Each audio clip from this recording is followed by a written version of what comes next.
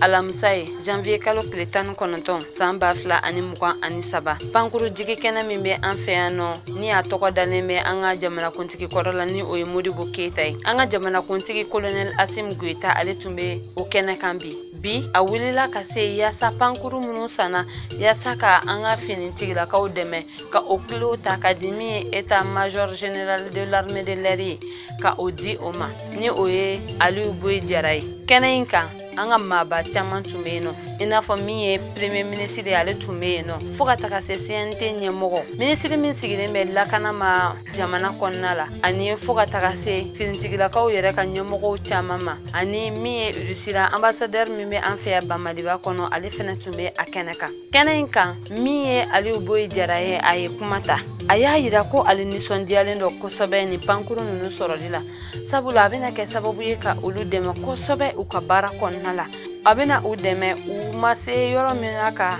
se o yɔrɔ la ani ka halisa ka u dɛmɛ ka dɔ fara u ka baara dɔnniyaw kan. Ale ka kumaw tɛmɛnen kɔfɛ min ye colonel Sajo Kamara ye ale fana ye kuma ta. Ale y'a yira ko n'i y'a ye u ye nin pankuru ninnu ɲini Rusila fɛ ka na ni a ye Bamaliba kɔnɔna la yan nɔ ko sabula ko a wajibiyalen bɛ jamana ɲɛmɔgɔ bɛɛ lajɛlen kan min ye i ka jamanadenw ka lakana ye ka o sabati. Wa ko nin pankuru minnu dilannen filɛ nin ye fana ko ninnu dilanna ka kɛɲɛ ni Bamaliba yɛrɛ dugukolo cogoya de ye yaasa ka baara in bɛɛ lajɛlen kuncɛ min y'an ka jamanakuntigi ye ni o ye Assimi Goïta ye. Ale donna ka pankuru ninnu lajɛ n'a sɔrɔ ni baasi tɛ u la. An b'a fɔ ko halisa Ala ka se ni fanga di an ka finitigilakaw ma ka u ka se ka banbaaci ninnu dagata ka bɔ an da la.